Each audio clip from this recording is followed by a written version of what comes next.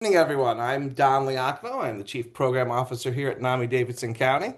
Tonight, we have the pleasure of having Maria Potvin and Raven Hosner from the SOAR program at Park Center to do a education session on SSI, SSDI, and SOAR eligibility. And since you're here to hear about them, I'm just going to pass it along to them right now. So, I welcome, have my Maria and earbuds in. Raven. What? And if everyone could No, no, not please in the, like. mouse. Thank you. All right, let's go ahead, Raven and Maria.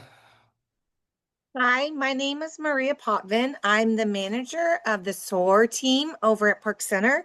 I'm going to let Raven introduce herself and then let her go ahead and take the reins to start us off. Hi, yes, I'm Raven Hosner. I am the team lead of the SOAR program. Me and Maria both are certified peer recovery specialists, so we do have lived experience, and that helps us do our work here at Park Center. We'll go ahead and jump into what is SOAR. So SOAR stands for SSI, SSDI Outreach, Access, and Recovery. It is a national program that works to end homelessness, increasing to disability benefits through Social Security Administration. We also help others that are experiencing homelessness or at risk of homelessness by giving them, supplies, helping them with bus passes and other things they need to survive everyday life. Our SOAR staff assists individuals with the application process, which helps members gain life-saving SSI, SSDI benefits. So I'll talk more about that process as we go on, either me or Maria. The overview of that process, though, what it looks like is applying one of our members. We call them members. I know some people call them clients, but we call them members. So we apply them for SSI, SSDI. That claim then gets sent to the Social Security Administration, and the Social Security Administration then sends that to the Disability Determination Services. They determine if that person will be approved or disapproved, and then we go on from there. So I think the big question is for a lot of people is what is considered a disability? So I know a lot of people I've engaged with, one of the main things is they know they have a disability and they may consider a wide variety of things a disability, but what Social Security Administration defines as a disability is someone who's unable to engage in substantial gainful activity. And we'll also talk more about that as it goes on. They have to have a physical or mental impairment that is determined by a medical source, so a doctor, a physician, anyone who's licensed. And that condition has to be expected to last for at least 12 months or expected to result in death. Now, those claims that are expected to result in death, those are separate claims, which we do not typically take on. They require a different level of care. So we only focus on claims that are mental health related. There is another organization in the city of Nashville that does physical health claims. That is the contributor. So we're kind of like yin and yang. Park Center does the mental health claims, and then the contributor does the physical health claims. And some of those disability that Social Security works with and that they work with all together that is considered a disability. I have a list here. We've got neurocognitive disorders, schizophrenia spectrum and other psychotic disorders, depressive, bipolar, and related disorders, intellectual disorders, anxiety and obsessive compulsive disorders, somatic symptom and related disorders, personality and impulse control disorders, autism spectrum disorder, neurodevelopmental disorders, eating disorders, and trauma and stressor related disorders. Now, that is a long list of disorders.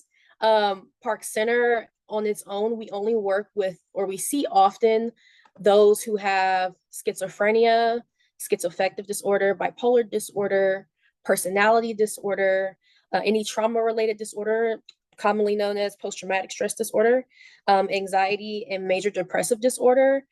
I will say what we've seen a lot as we do claims is that major depressive disorder, it must be moderate or severe. So someone who is experiencing symptoms, I think the general symptoms of depressive disorder are lack of motivation, feelings of hopelessness, but with those, they also have to have trouble understanding things, remembering things, interacting with others, trouble with their concentration and focus. So, and also trouble adapting and managing themselves. So we see a lot of these often with the people we work with. I think the most probably that we see, and Maria, you can correct me if I'm wrong, which is schizophrenia and probably major depressive disorder. Those are probably the two that we see the most often. And then I'm going to let Maria take over the substantial gainful activity. She's the more expert in this area. So Maria. Thank you, Raven. As Raven said, SGA stands for substantial gainful activity. What that is that we believe that people who can work can still have disabilities and vice versa. It changes every year with the cost of living. So the current SGA for 2025 is $1,620 a month. Now, what that means is if you make over, I think that's supposed to be $1,650. That's my error. It's $1,650 monthly. And what that means is that if you work a part-time job and you make over the $1,650, you will not be eligible for SSI or SSDI benefits because of your assets. That is pre-tax. So things that are not counted towards that SGA is if you have a life insurance policy less than $1,500, if you have burial expenses set aside also less than $1,500, you of course are able to have a home, like a residence where you live, and then we have learned that one vehicle is often someone's home. It can be.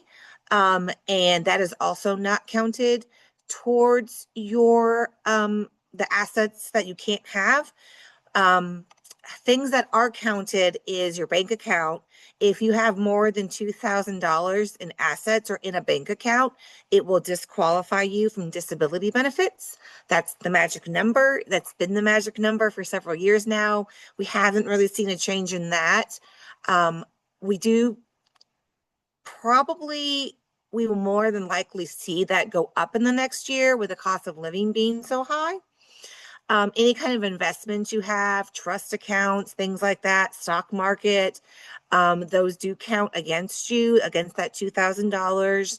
Real estate, and if you have life insurance that's greater than $1,500, you will not be eligible for the SSI and SSDI benefits. So that 1650 is your magic number. And like I said, that is before taxes. So we believe that people can absolutely do both. Can you go ahead, next slide, Raven? So there are two types of disability benefits that we work with, SSI, which is Social Security Income, and SSDI, which is Social Security Insurance and Benefits. And we'll discuss those more in depth. Here we go. So Supplemental Security Income, the monthly payment for 2025 is $967 a month. SSI comes with Medicaid, which in Tennessee is known as TennCare insurance. And TennCare, I believe, pays at 100% for just about everything medical. So it's really, it's a really great thing that our members and individuals who are eligible for benefits get, because a lot of people, you know, like this is what stops them from being able to take care of themselves is not having insurance. And I know like Mental Health Cooperative does the safety net program for people without insurance, but even they, you know, have a capacity as to how many people they can work with under the safety net. So it's a really awesome benefit that comes with SSI.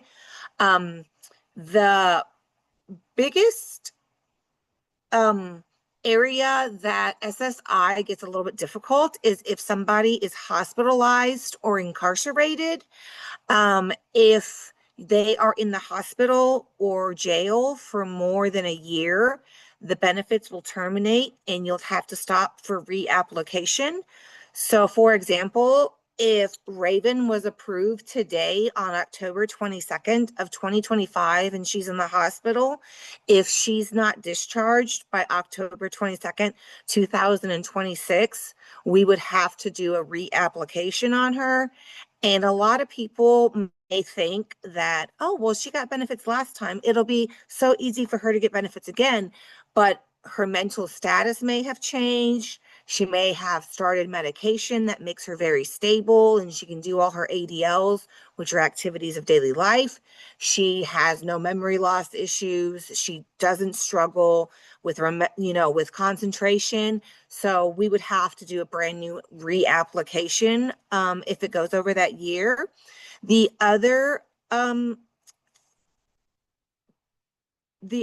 part of that is if a hospital refers Raven to us and they don't have a presumptive discharge date within 90 days of the day that we're trying to apply her, the Social Security office will reject the claim, because to them, if that person doesn't have an end date, there's nothing to say that she would stay in the hospital even longer, and then her benefits would be at risk of being terminated. So when we get, referrals from the jails, from the state hospital like MTMHI, they have to have that 90-day presumptive date. So it'd be like, oh, well, we applied her on 10/22. We would need her discharged, by January 2022. And then the big thing again is that you cannot have assets over $2,000. Otherwise, they will turn your benefits off. You can go to the next slide. Okay. Social Security disability insurance is different than Social Security income because it's based upon your work history. We apply all of our members for both, and most of them don't qualify for SSDI because it goes off of how many work credits you have. So as it says, it's a Social Security work credits are based on your total yearly wages. You could earn up to 4 credits each year. So what that means is that you need a minimum of 40 work credits, to be eligible for SSDI benefits, which equals 10 years of work. Now, those 10 years of work do not have to be like, oh, I worked from 2015 to 2025 and then I became disabled. Just 20 of those credits have to be within the last 10 years. So if you were able to work in, say, 2015 until 2020, and then you became disabled, but you also had worked in the early 90s, you would still be eligible for SSDI benefits because 20 of those credits were, from 10 years ago. If you are 65 or older, you are automatically eligible for SSDI benefits. And for retirement benefits, we don't do retirement benefits, but I did want to mention those that is a thing. And it's for people, if you're 65 or older, you automatically get the SSDI. You are awarded Medicare after 2 years from the disability date of eligibility. I know that's a really confusing statement, but if I became disabled on October 22nd of 2025, I wouldn't be eligible for Medicare until October. Can't even tell you what day it is. October 22nd of 2027. That doesn't mean you can't get private insurance or you don't qualify for TennCare, the Medicaid. It just means that you're not eligible for Medicare until you've had that 2 years showing that you can't work. I'm going to go ahead and go to the next slide, and I'm going to let Raven talk a little bit more about some of the differences. Yes, so these are some of the key differences between SSI, SSDI. I know they can be confusing and sound like just a bunch of acronyms. So I'll kind of go back and forth here. As Maria said, SSI is based on earnings and assets. So when filling out an SSI application, typically it asks questions about if you have trust funds, if you have burial expenses set aside, if you have property, if you have any vehicles or homes, or if you've co-owned things with other people. So that's what that application mainly focuses on.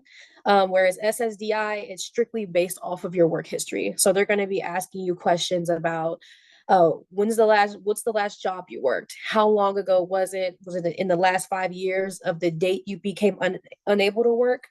And I wanted to touch on this as well. What Social Security looks at is the date you became unable to work. So they'll ask you what date you became unable to work. I've had people like they can work, but it may not be consistent work.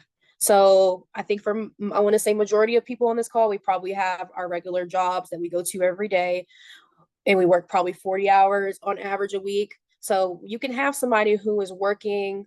A lot of people who are experiencing homelessness, they work kind of like temp agency jobs, which are on a day-to-day basis. They decide to get a job or decide to be scheduled work. So they don't count that as substantial work.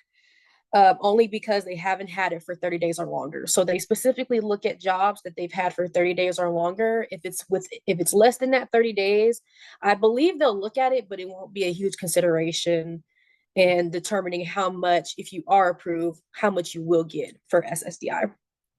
Another one for SSI is you have to have little or no income or resources and a disability, blindness, or being 65 or older.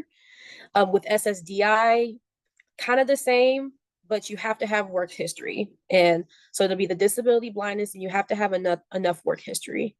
The maximum payment amount you can get for SSDI as of 2025 is $967 for an individual.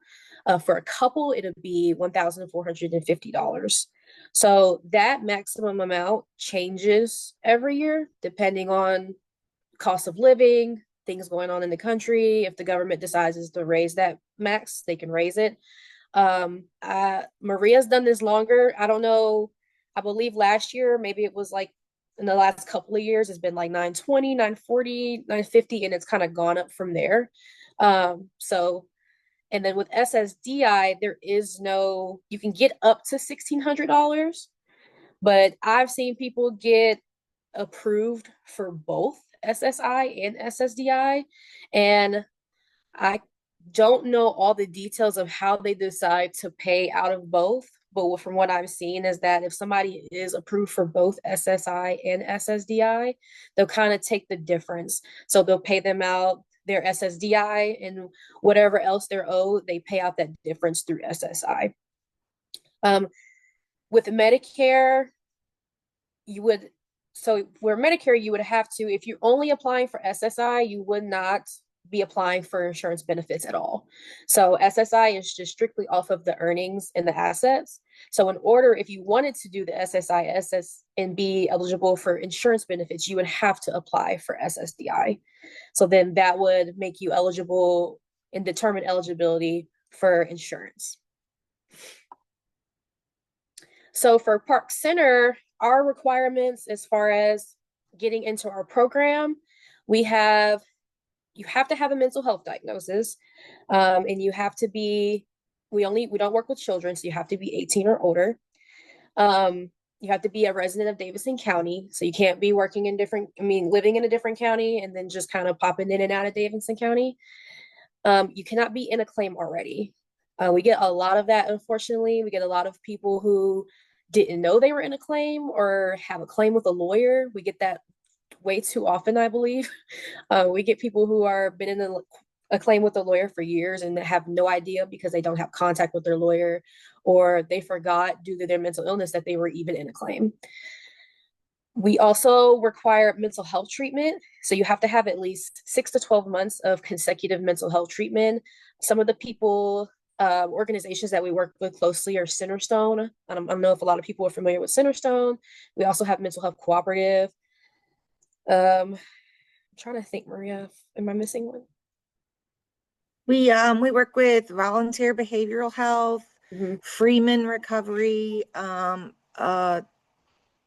organizations like It used to be, I think it's Ancora now. It used to be in Yes. slavery, Mhm. and then Thistle Farms. And yeah, and then of course the state hospitals like Rolling Hills, Middle Tennessee Mental Health Institute, Vanderbilt Psych. We take referrals from just about everywhere. Yes, as long as they have that mental health treatment. Like Maria mentioned earlier, we do also do jail claims. Those records are a little tricky for us because they don't come as quick as we would like to get somebody's claim rolling, but we still try to work with them and try to get those going. Uh, let's see. I think Maria touched on that. Yeah, they just can't have benefits already. The one thing we just newly discovered as in the last few months is if somebody has SSDI but is below that SGA amount, they can still be eligible for SSI. So we weren't completely aware of that up until recently. If they do get SSDI and make over that 967, they're not eligible for SSI. So they can be getting the SSDI, they just can't make over the SSI amount. I know that's a little confusing. So if anybody has any questions, we're gonna do questions at the end, but if you would need clarification, we could try to clarify that some more. Other requirements, they have to be a US citizen. They can be grandfathered in. So as long as they're in the United States before August 22, August 20, August 22, August 22nd, 1996, they would be eligible for a claim, or if they've received SSI prior to working with our program. If they are a refugee, asylee, or immigrants, they have to be here in the United States and believe have their green card for 7 years to be eligible for a claim. So we've also run into that as of recently where somebody doesn't, I believe that member we worked with, they weren't here long enough, so they weren't eligible yet, which is an unfortunate conversation we have to have because it's like we want you to get benefits, but we still have to follow the rules. And then I'll talk to you all about a little bit more about our SOAR progress at Park Center, progress process at Park Center. So our referrals, if you had somebody you were working with and you were like, oh, they will be perfect for Park Center. So what you would do is you would go online, it should be parkcenter.org, and you would fill out a referral form. That referral form consists of any mental health treatment, any records someone may have on hand, and any information you have about the member. I know, like I said, a lot of our people are experiencing homelessness, so any phone numbers or any last known whereabouts will be always good. And if they are appropriate, they will be added to the wait list. So they'll be pre-screened by our intake team and then added to the wait list if they're appropriate. If they are appropriate, they will be sent to our administrative coordinator, Peyton, who receives referrals and contacts within 24 hours. So within that 24 hours, our admin is already reaching out to that member and saying like, hey, are you still interested in benefits? If they are interested, great. We'll go ahead and get you assigned to a claims coordinator. So claims coordinator would be me. We have 3 claims coordinators on our team, me and 2 others. So it'll be assigned to one of us. We'll review those records. I will review them, or Maria, or we'll bounce back and forth. If sometimes we get some complicated cases where we're not sure if they're eligible. So, but if they are for sure eligible, then they will be with those claims coordinators. Typically, we try to reach out to them within 2 days. We try to keep that tight time frame so we don't lose contact with people. Like I said before, when we're working with the homeless population, it is easy to lose them and hard to find them once you do lose them. If for some reason, which happens often as well, if a person does not have the necessary mental health treatment, or they're in the process of mental health treatment, but they don't have the full 6 months or don't have, I think one thing I forgot to mention, I'm gonna backtrack a little bit, my apologies.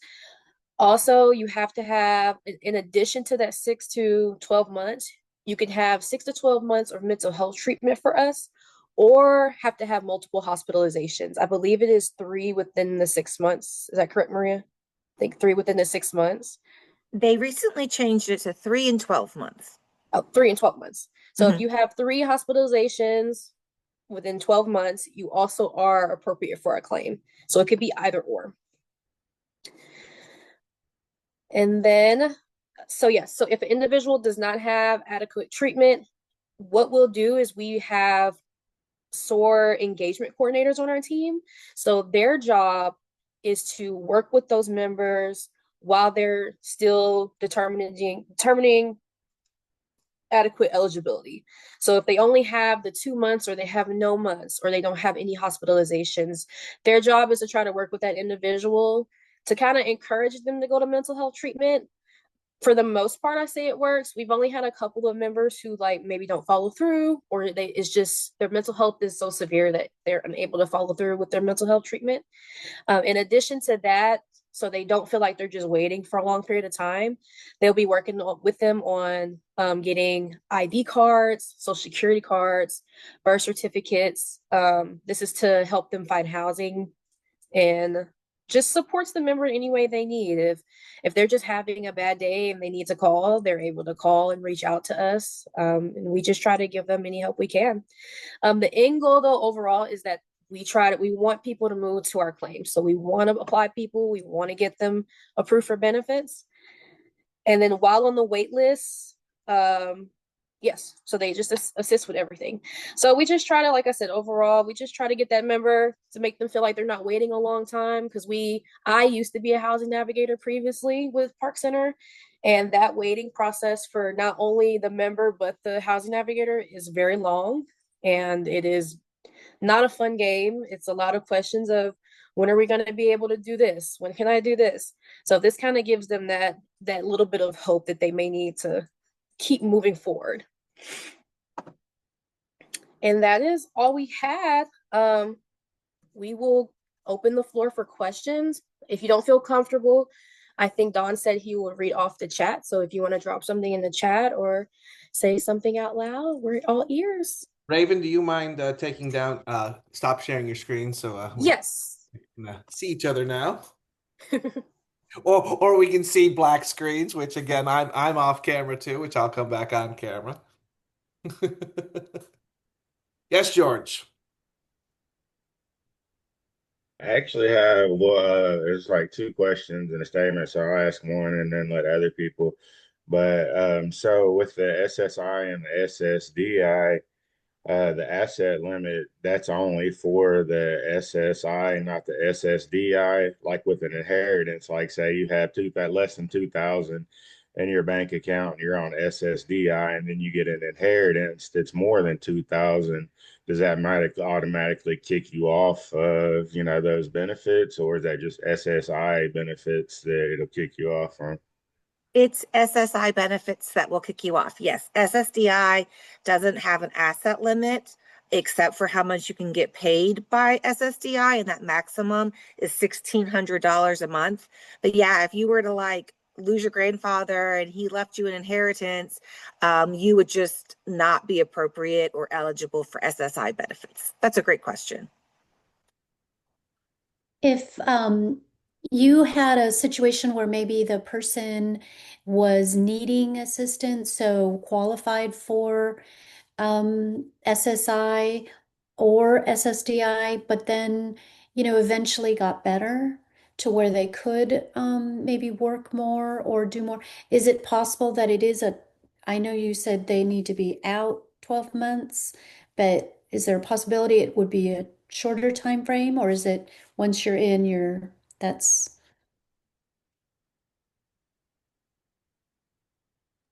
Can you clarify a little bit on that question? I'm just sorry. thinking like if you had a situation where you had a loved one who was really in crisis and was ill, but after maybe 2, 3 years of therapy and assistance, and maybe, or maybe it's longer years, but I mean, after a period of time, maybe they're at a point where they're now able to work.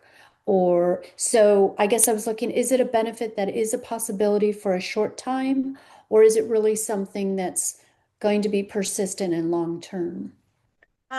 So as like if you had a family member who say had schizophrenia and they were doing they were really unwell and then they started going to med management and therapy and they got better and felt like they could work. If they were approved for benefits previously, they have to recertify. And SSA and SSA keeps up with people's incomes. So like if you started making over that 1650 a month and they saw that you have assets more than $2,000, they would terminate your benefits. Yes. But as long as like you're not doing well and they've got that severity of symptoms, a lot of our members have payees, especially those that come from the hospital. And so they have to like report the assets. Yeah, it's something that you could just have for a couple years or maybe 10 years, or it's really Okay. dependent on that individual's severity of symptoms and how they're able to do those activities of daily life and take care of themselves. Okay.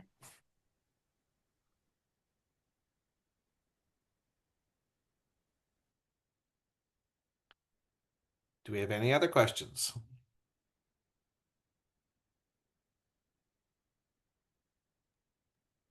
I guess everybody else. Oh, Go ahead. Go sorry, ahead. George. I was just Go going to ahead. ask, you mentioned about referral, and that sounded like more of a professional referral, like if someone was being treated, or are you saying, again, I look at it from the lens of having a family member, but I have a loved one who needs assistance. Yeah. So if you go to parkcenternashville.org, there's a big button that says make a referral, and it'll ask you if you're a provider or if it's like a self-referral or family referral. Yeah, Okay. you do not have to be part of an organization to make referrals to our team. That is on the website, and it'll go to the intake people first, who will then like ask questions, like Raven said, about like their diagnosis and their symptoms and how long it's been going on. And after intake talks with you, they get added to the wait list and we start the process. Okay. Thank you. George, did you have a question? Yeah, the other question was about you said that you could get SSDI and SSI at the same time. So what if you're working and then you have mental health and you lose your job, or something happens and you lose your job, then you are only making, like, say, less than the 1,600 a month, and then you get out of the hospital and you start working again and you're still making under that 1,600 a month. Could you actually have SSDI, SSI, and and then whatever you're getting paid, if as long as it's under 1,600, or is it just the SSDI and whatever you're making under the 1,650 or whatever? So you can definitely get SSI and SSDI. It is that in order to have both, if your SSI, sorry, if your SSDI payment is higher than $967, you will not qualify for SSI benefits. So if you're still working part-time and you're making less than the 1650, and say you're getting $800 from SSDI, you would no longer be eligible and your SSI benefits would terminate. Is that what you were asking? Yeah, that's basically what I was asking, Okay, because I just want to make sure I understood your yeah, question correctly. Yeah. right. Because if you're, out of work, then you're not getting that, estimated 18 or $800. And so that's why I was asking if it would supplement, the SSI would supplement that, what you were working. So, yeah, Yeah, if you were not working and you were making less than 1650, you could have SSI and SSDI. But if you went back to work and you had $2,000 or more in your bank account or in assets, SSI would cut you off, but you would keep your SSDI benefits. okay. I have a question about the age. I was kind of surprised when I saw the age 65 um, reference in one of the slides. If you are not getting either of those, um, and you reach age 65 and you don't have enough work credits to get Social Security and Medicare, would you still then at that point be able to apply for SSI or SSDI? Yes. Go ahead, Raven. I'll let you answer that. Oh yeah. I was just gonna say yes. I think the only requirement for that one is that being at 65 or older. If you don't have enough, because this goes into Miranda's questions as well, about if felons are able to get SSI, SSDI. So we work with people who have been in jail for long periods of time and do not have adequate amount of work history, and they're still able to get it as long as they're above that 65 and older. So I actually got somebody was approved last year who he had been in jail for I think like 50 years. So he did not have an adequate amount of work history, but he was above that age and he was still approved for that SSI based off of his being 65 or older. Okay. 65 and older and had a mental health condition Yes, it, or yeah. yes, had a mental health condition. I believe his was depression. I believe. So Major depressive disorder. let me get a little more specific. Mhm. So if it's someone who has definitely had a mental health condition, but will not acknowledge it and therefore has never gone for any kind of help, but also cannot work, and so has now reached age 65 and basically has no income. If they could be convinced that, you have a mental health condition and you don't have any money, they could go through the process of applying for these. Once you hit 65, you're not like no longer eligible for either of those things then. You can apply for them. Am I understanding it correctly? Because the person I'm thinking of, their relative, has made the assumption that because that person has hit 65 and they could never convince them to go through the process of getting some sort of help from either one of those programs, and they no longer have the work credits are so long ago that they can't get Social Security either. But it's too late for them to do anything. But am I understanding it correctly that they could apply for these programs? They could absolutely apply for the SSI if they haven't had at least 20 work credits in 10 years, the last 10 years, they wouldn't be eligible for the SSDI. But yes, they could absolutely still apply for SSI. And they could even do it online, or you can go in the office and SSA will help you. We only work with people, unfortunately, that are in a housing crisis and have mental health on record. But yeah, for somebody who's over 65, they don't have a job, they haven't worked in years, they would still be eligible for SSI benefits and Okay. the Medicaid 10 care. Okay. But they would have to have a diagnosis. They would have to admit something's going on. I will go see someone and get a diagnosis. Yes, ma'am. Move forward with that. Okay. Okay. Thank you. That's very Yeah, of helpful. course. And to continue the question in the chat, are there any felony categories that would make them ineligible? If they were arrested for the production of methamphetamines, arson, and I think those are the only two disqualifiers, Raven. I think those are the only two. That brings us to say we do work with people who are on the sex offender registry. And I see here in the chat, it says, does that include if she was in a rehabilitation center for physical therapy? We only do the mental health claims, but the contributor does the physical health claims, and rehabilitation center, physical therapy. If it was because of an injury, that would absolutely count as treatment time for a physical health claim.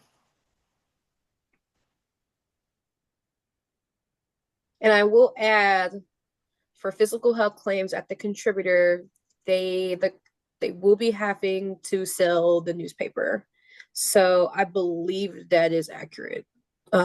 So they still need to be working with them in that capacity. Some people are unable to physically because they just can't do it. Some people don't want to do it.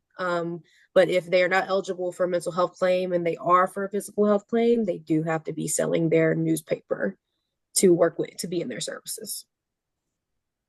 Thank you all. George, did you have another question? Yeah, well, actually, it was more of yeah, it was a question. When did they change the automatic 65 for SSDI? The reason why I'm asking that is because my mom, she was on disability. And then when she turned 65, they automatically kicked her off the SSDI and put her on just the regular Social Security that you get at 65, not SSI, but the actual benefit, you know. I think there was, yeah, so it's SSI that if you're 65 or older, you're automatically going to get. SSDI, if you have the work credits and you're receiving it at 65, you're eligible and appropriate. But it could be people get kicked off SSDI because it's usually because of like they no longer need it, if that makes sense. Like, how do I explain this better? I'm sorry, give me a second. So with SSI, it's dependent on your assets, and SSDI is dependent on work. However, there is what is called in-kind support. So if someone is living with you and helping you financially, the Social Security office will pull a third of your payment, up to a third of what you're getting for your SSDI payment, because they look at it as someone else is supporting you and therefore you don't need SSDI completely. And so they'll start garnishing the pay up to a third of your payment. And I've been doing SOAR for about 7 years. And I didn't know about the 65 age thing until about a year or two ago. So that is a fairly new thing. But SSDI is one of those things that it's a little bit more complex than SSI. And it does take a lot more work to get approved for SSDI because, like Raven said, if you're pretty unwell, like say that I have bipolar disorder, I have a psychotic episode, I was getting SSDI and now I can't work and I don't have enough work history, they're going to cut off my SSDI. But one thing about SSDI that I don't think we mentioned is if you're hospitalized or incarcerated, your SSDI benefits will accrue. Not SSI, that'll get cut off, but like retirement benefits and disability through the Army, the military also do not shut off. But why your mother was cut off at 65, that doesn't make any sense to me. And that's definitely something I would visit your local Social Security office about, because she should not have had her benefits terminated as far as Well, what we no, know about our program. yeah, I'm not saying about her being terminated, not getting anything. I'm saying like once she got to age 65 and she was eligible, you know, she had all her work credits and she was eligible to start drawing off of her, you know, just regular Social Security. Then they just switched the money or her income over to the Social Security and not the SSDI, which made her pay scale or her money go down because she hit 65. And so, like I said, she didn't just lose the money. They just said, okay, well, you're 65 now and you're eligible for this, the, with the benefits after you get 65. So that's cheaper. So that's the one that we're going to give you. Yeah, you would absolutely. I would reach out and either go in person or well, they're requiring in-person appointments now, Raven, aren't they, for Social Security? Yeah, I would make an appointment, or if you have the patience to make a call, because I don't see why she should have been that, when she was 65. I mean, I obviously don't know all the details of her claim, but that's definitely something I would talk to Social Security about. Absolutely. I'm sorry I'm not more help on that question. I'll also say if you ever have to call your local Social Security office, and it is in Nashville, I recommend calling exactly at 9 a.m. They're doing better about their call times, but you get the most results if you have it dialed at 8:59 and then just press call. I think that is a good advice for any type of service like that, to catch them as soon as they open, because you're still going to have to wait, but you at least are farther up in the line. All right. Do we have any other questions? I have a few questions, please. I ju- If if you have if you apply for SSDI, but you have a retirement plan, does that count against you and prevent you from getting SSDI because you have that retirement plan over 2000? The asset of the 2000 is SSDI doesn't, that's only for SSI. I believe that you can still get retirement benefits along with SSDI benefits because there's no income limit for SSDI. We don't do retirement benefits, so unfortunately, we are not very well versed in their eligibility requirements, but I believe that you should still, as far as we know from our process, you can still have both. It's just the SSI that has that asset limit. Okay, thank you. And also the 40 credits that you must have for the SSDI, 20 of them being within the last 10 years. Does COVID play into that by any chance when people were losing their jobs? That is a really good question, and I don't think I have an answer for that. Okay. Also, if the person was in school within the last 10 years, but maybe they don't have the work history, the 20 credits within the last 10 years, but say perhaps they went back to school, earned a degree, would that be in consideration? No, it would have to be like a job where you have like you're paying taxes and Oh, it's documented on paper that you are working. okay. And last question, having the $2,000 or less than $2,000 in the bank, that doesn't apply to SSDI. Could have more than that. Okay. No, not to SSDI, just the SSI. And the only thing that I'm going to say about SSI and the asset limit, because it's like, how are you supposed to pay your bills and what do you do? Is that cash is king. So the SSI is the only one that requires an asset limit. Okay. Thank you so much for answering those questions. Miranda, thanks for being patient. Patient. Why did you ask? We can't hear you. Oh, you can. Okay. Now we can. Now we can. I can hear you now. Oh, you can? Okay. Okay. I was just wondering about the application process. I applied for my son, it was about 5 years ago, and went through a big process and he was denied. But he does have diagnoses of bipolar and a bunch of things. And I'm just wondering about that because I assumed when he was denied that was it. He's not eligible, and so never applied again. But I'm thinking he is really going to need, I mean, I think I really think he is eligible, but so do you have any insight on that? Raven, do you want to answer this question? Can you repeat the last part of that?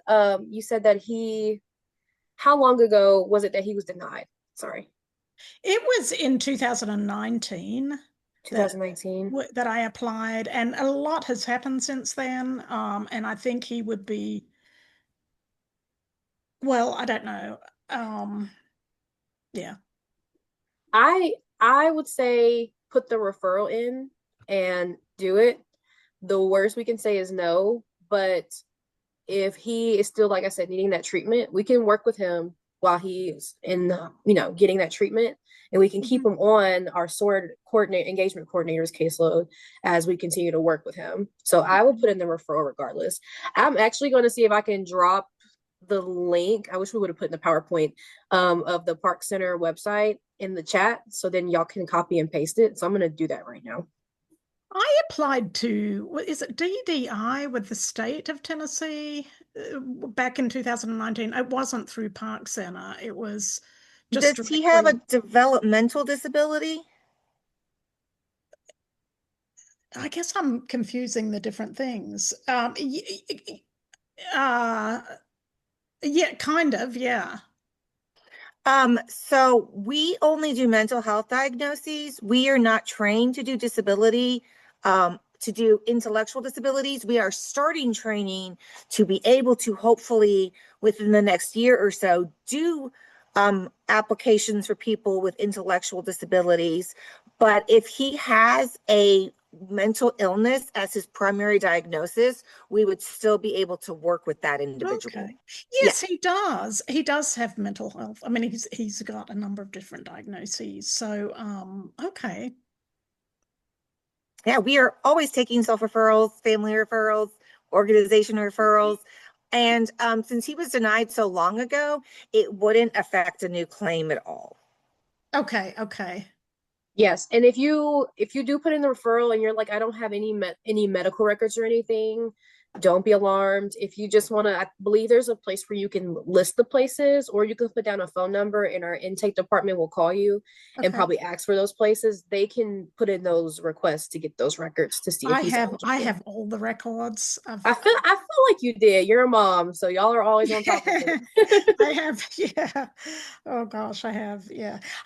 That's so basic, but I think I didn't realize there was a difference between the DDI and the SSI and I guess, gosh, now I'm feeling really like I can't believe I didn't realize all of the acronyms everywhere. Yeah, I thought they were all the same thing. I mean, yeah. Anyway. Right. Well, here recently they actually combined two or three of the disability with aging and the DI, DDI, and stuff. So yeah, Okay. and now it's changed again. Oh. Mhm. Miranda, Janet, I see your hand up. I was going to say, Miranda, can we go on to Janet, or do you have further questions? Yes, thank you. No, I'm good. Thank you. Right, Janet, thanks for your patience. Go ahead. I just want to be clear. Are the folks that you're working with folks who are homeless? So, for instance, I don't know Miranda, but if Miranda's son is living with her, would you assist her? It would depend. So if Miranda were to decide that she doesn't want her son to live, he's not living with me. Okay. but say, Hypothetically, though. hypothetically, if Miranda's son was living with her and Miranda were to say, you can't stay here, I need you to find somewhere else to be, you need to get a job, you need to help pay rent, and he's unable to do all of those things, he is considered in a housing crisis, and we would be able to work with him in a hypothetical situation as long as he's within Davidson County, unmarried, and no custody of minors. Okay. Thank you. Do we have any other questions?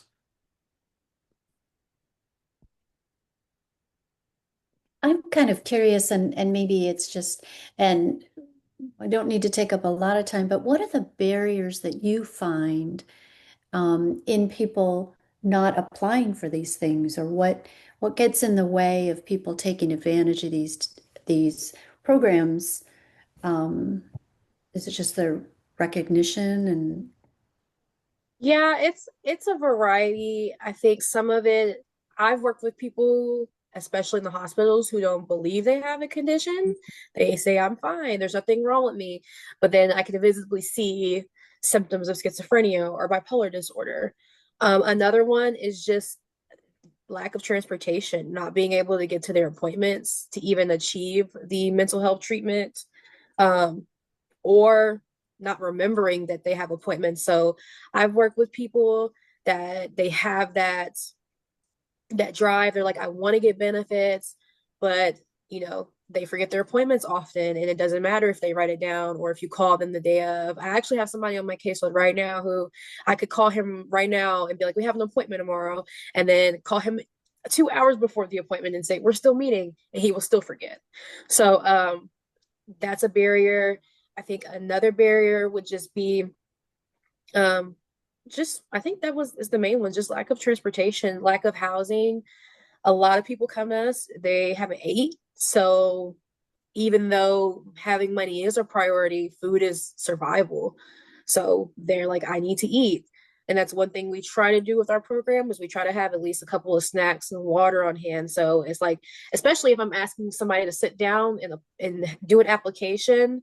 I didn't mention this, but applications typically take an hour to hour and a half, sometimes 2 hours, depending on somebody's work history. I've worked with people who they have an extensive work history, and SSA wants all of it. So even though they can type it up and look at it, they want to know what the person is reporting.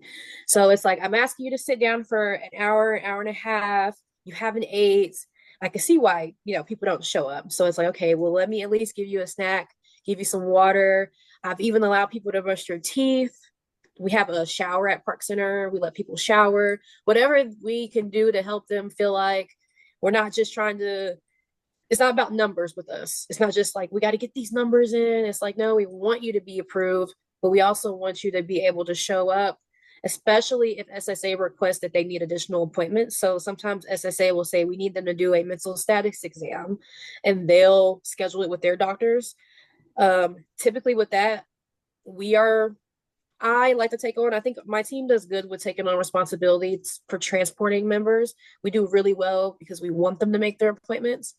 I guess with that being said, lack of phones, not having a way to call, to check in, not having a way to say like, I'm going to be late or I'm not showing up today.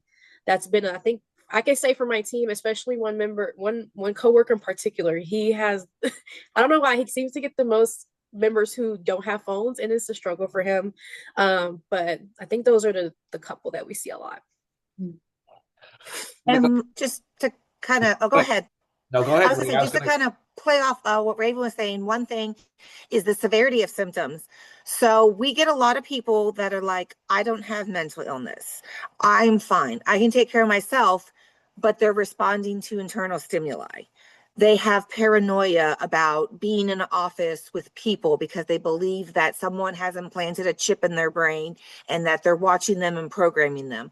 So if it's in the records that they say that they are okay, it's very hard because it's like we see them when they're symptomatic, but when they go to like their psychiatrist appointments or therapy appointments and they're reporting that everything is great, the big thing with disability is like your records have to match what you're writing in your papers and it giving the information, because the application, the work history reports, all of that is self-reported.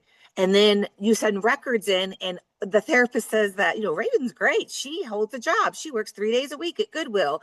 But every time she comes to me, she is having like just the most absurd that's a terrible word, I'm sorry. She's having very severe delusions of grandeur or paranoia. And so disability looks at those records and they're like, why did you send this? Because she's fine. She doesn't even report having mental illness. And so severity of symptoms is a really, really big barrier when people don't believe that they're unwell. And Janet, your hand was up, I think, but I want to let Don go ahead and finish his. I was going to say, we're going to go to Janet, then I'm going to go to a question in the chat. So Janet, you go first. I was just going to say, I don't work so much in the realm of mental health issues. I work in the realm of IDD, but I know that Tennessee's rate of denial of SSI and SSDI claims is huge. We have one of the worst denial rates of any state in the country. And so a lot of people just feel like, why should I waste the time applying? As you say, it may be an hour to an hour and a half. It's collecting a whole bunch of records and spending your time and energy to find out that, oh, no, you don't qualify.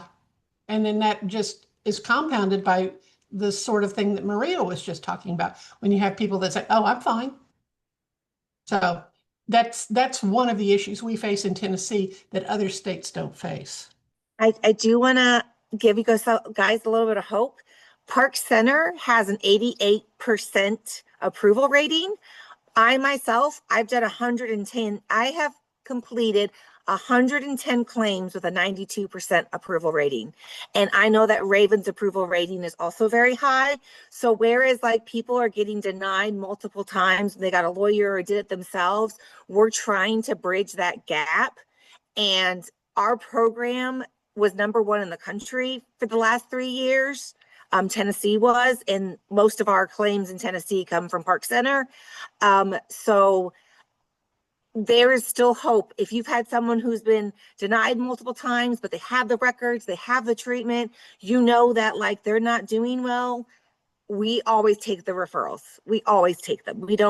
We do a lot of record digging and a lot of, like face-to-face interactions to try and help determine so that that doesn't happen. Thanks, Marie. And I said before, we always have the best minds in Davidson County at our education sessions, so I appreciate that. Let me ask the question from the chat. I work at Mental Health Cooperative, and a lot of our consumers use their disability checks on substances, drugs, instead of housing. How can we fix or help that? Unfortunately, there's no great answer to that question. I think the first answer is, I know Health Cooperative, they have the payee system.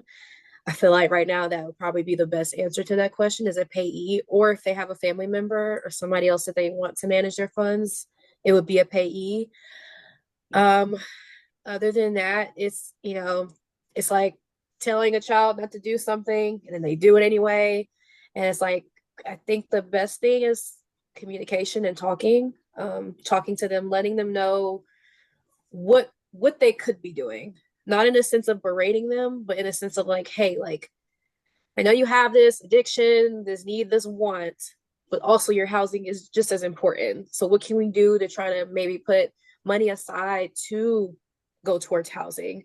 I guess my follow-up question to that would be, do they have everything they need for housing and it's just the spending of the money? Or are they still needing other things like documents? I mean, I know Mental Health Cooperative does everything. So I would say in an instance, they do have everything for their housing, but it's just the money spending because of the drug use. Unfortunately, I feel like communication, especially if you're a peer or CPRS, using that advantage, using that lived experience, even if it's not drug use, I would also reach out. I know, for instance, NAMI has a lot of peers, maybe reaching out to somebody who can talk to them that is on their level, as far as maybe somebody who has previous drug use, or in somebody meeting them halfway to kind of explain to them, like, these are your options. This is what you're doing now. This is what you could do and the outcome of that. So I think that'd be the best thing, but I'm big on communication. Oh, okay. Awesome. Yes. So yeah, I would have the peer specialist talk to them. So I think that would be great. And then if that still doesn't work, I think as case managers, Maria is a witness. I used to have boundary issues. I used to fight for my members even when they didn't want to fight for themselves. So sometimes it's kind of just letting them go. It sucks. It's the hardest thing ever, but letting them go until they're ready to come back, but always creating that space to let them know that you're there. I do want to mention, since this was the first question about substance use, you can still be in active addiction and qualify for disability benefits. The big thing is that we have to be able to prove in the records that any type of period of sobriety, they still experience symptoms. We had a gentleman that worked with everyone on our team, literally everyone on our team, and he was still actively using methamphetamines. However, he was incarcerated for about 4 months. And during that 4 months, his delusions and paranoia spiked even higher than when he was out on the street.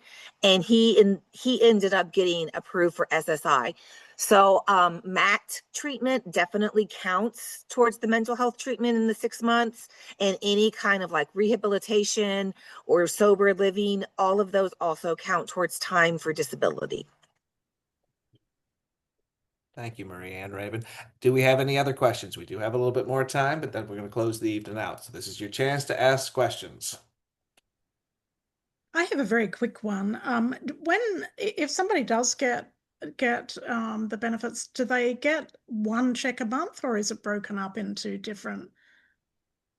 They get one check a month. However, the wonderful thing, the good part of like claims taking a few months to be approved, you do get back pay from the day you were applied. So if I applied Raven today on October, not August, October 22nd, and she didn't get an approval until April, she would be paid back from 1022.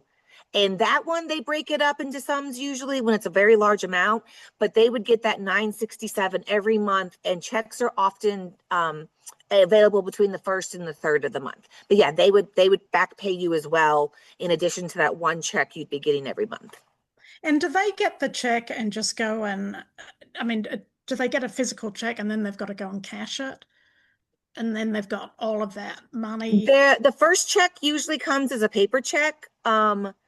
Everything else after that, they talk to SSA, and it's a direct express card. Oh, However, gotcha. they do what's called a perk appointment, which is basically like, are you still disabled? Do you still need help with your money? And during that call, they will determine if you need a payee or not. And I know that Mental Health Cooperative does majority of the payees around here, and we are very grateful for them and all of their services. But yeah, during that, like once they're approved, they have that SSA call, and then SSA will determine, I really think this person needs a payee because it appears they can't manage their money. Got it. Okay, good. That sounds good. Any other questions? No questions, but I did want to acknowledge Michaela Brown. She's been dropping some knowledge in the chat. If y'all haven't seen, I didn't even know some of the stuff she's been saying. So about the achieving a better life experience, savings accounts. She said that there are tax advantage accounts that allow eligible individuals with disabilities to save and invest money without jeopardizing their eligibility for needs-based government benefits like SSI and Medicaid. These accounts can be used for qualified disability expenses, including housing, transportation, education, and the funds grow tax-free with tax-free withdrawals when used for these expenses. Eligibility is generally based on disability that began before the age of 26. And then, what else did she say? I saw about the 3380. I did my very first one about 6 months ago. They don't ask for them often, but when they do ask for them, they are very tricky. And I'm so glad that someone knows more about those, because you're right. Sometimes people can't advocate for themselves and you have to advocate for them. And that third party form is very, very helpful. And I just want can I to tell you say, how I learned about it? This is Michaela. I'm the nerd that keeps dropping these nuggets. So there's a great podcast called Schizophrenia: Three Moms in the Trenches. And on 2 episodes, they had specialists in SSI and SSDI come on and explain some ways to get some leverage for your loved one, or if you're, in the industry like you are and you're helping strangers, how to get leverage to get them approved. And the 3380 form is it's an independent adult saying what they see on the functional capacity of this person. And so the reviewers at Social Security Administration will look at what the individual respondent put for their self-report, and it's perfectly fine if it's very brief and it says, I don't need this, I'm not crazy, it's fine. Because then they have the third party independent report to contrast it with, and then they will very quickly understand that the respondent who's applying for benefits has anosognosia or some, which is where you don't believe that you have the disorder. And then they will look at some other adult sort of, here's my assessment of their capacity and their functionality. And unfortunately, I know this the hard way. I'm going through this process myself. I just applied for SSI for my son who's 18 and who has severe mental illness. So he filled out his own self-report form, and then I did the 3380 and provided all the documentation to support his diagnoses and his treatment and what's going on. So but that form is a beautiful form if you can find somebody who actually someone who doesn't necessarily live with the respondent, but who knows them well enough and sees them often enough to be able to speak about a person's capacity. Like if you're only working with them a little bit and you only see them on the streets a couple of times, you're not really the person qualified to be that independent person. verifying whether or not they're disabled, but it's a great form. Check it out. And all the forms are downloadable at ssa.gov. You can look at all the forms. And the other tip they gave is there's a blue book for every single diagnosis. And you need to copy that language. You guys are nodding. When you're reporting on in your third party independent report of their function, you need to use the language in the blue book where they're disabled. In other words, don't make up your own terms. Use the medical terms that are in that blue book. That's true for any sort of like playing with the government at all. If you're engaging with the government for any benefit, for any reason, it's like learning to be an attorney. You have to echo back what they're saying. So you guys know this. You're nodding vigorously. I have no idea if he'll be approved. We just submitted it. And honestly, with the government shutdown in November and with the reduced staff at SSA, I'm not holding my breath. I would best guess is we would get an answer within a year would be my guess. What do you guys, does that seem reasonable with what's going on? Or do you think it'll be quicker than a year, a yes or a no? That was my big question. Our claims on our end going through the fast track are taking anywhere from 9 months or more. Unfortunately, I do think you're correct that it'll be around a year or so. However, and I'm really sorry you're having to go through that process. I do want to encourage you that if you do get a quick denial, that after 90 days, it's no longer considered a it's not considered like a Active claim. Active active yeah. claim. Yeah. I was like, Yeah. I can't think of that word right now. Yeah, it's no longer considered active and it's not in appeal status. So after 90 days, you can reapply. And we do reapplications. We don't do appeals. But if you wait the 90 days after a denial, we would be able to work with you. Start If you so fresh. yes, Yeah. you would start over. Yes, absolutely. I was also recommended locally here in Tennessee, if you are denied, a claim is denied and you want to appeal, that the ARC can help you appeal. They have funds for people who don't have a lot of money to help with the attorney costs of appealing a claim. It's ARC. I'm gonna write that down and look that up. I was advised that if you really feel like you have a good claim and it was not rejected for solid reasons, just appeal it, but go through ARC and let them help you appeal it. So I don't know. I don't want to be an expert in any of this, guys. Sorry, I'm going to go off camera now.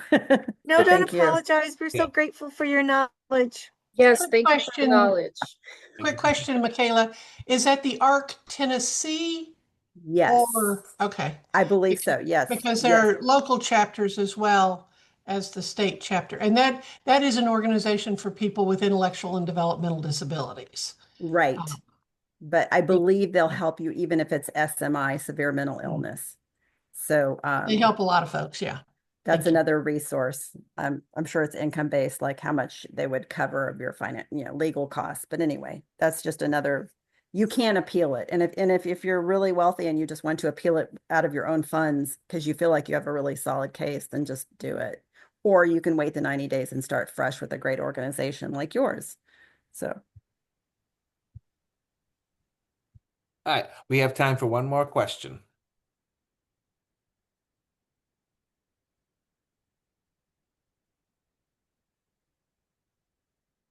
Going once, going twice.